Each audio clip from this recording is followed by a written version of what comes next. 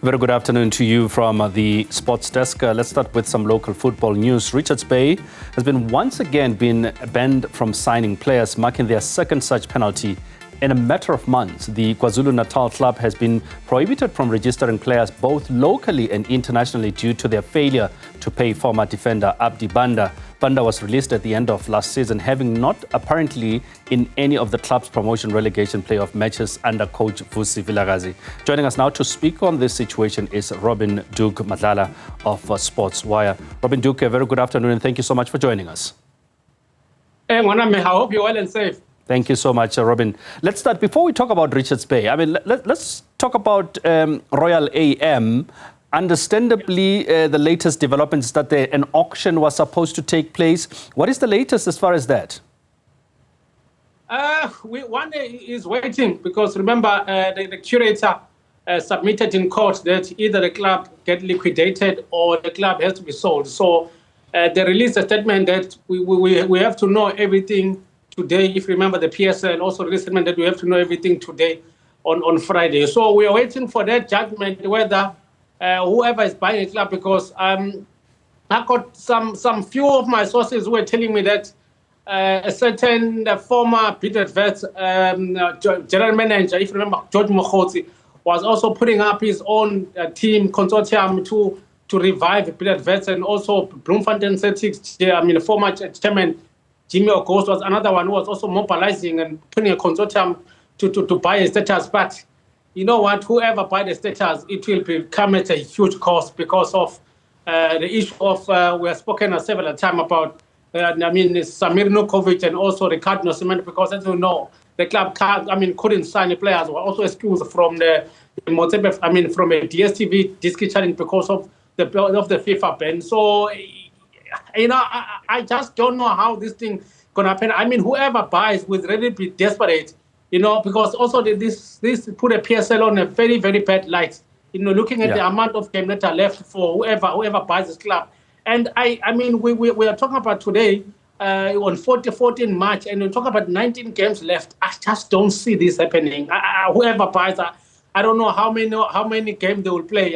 Because remember also the situation of Sanders playing the FIFA Club World Cup. We also got the friendly matches in June. That if you had Hugo Bruce was talking about it, Bafana may play against Tanzania and Namibia in June. So how will you fit all of these games in a space of less than 2 or 3 months? I just don't see this happening. It's almost sounds... It's very, yeah.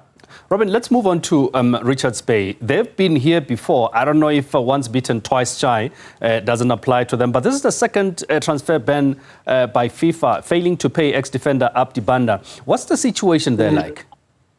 Okay, I just spoken to the lawyer who was representing Richards Bay. If you see, there is a document FIFA released on our website.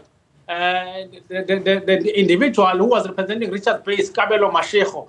So he has told us that actually Richards Bay, they are in a process of paying that money. And I think by sometime next week, the whole matter will be sorted out. The club will have the ban lifted. You remember they've also the situation with a Kenyan international a couple of months ago.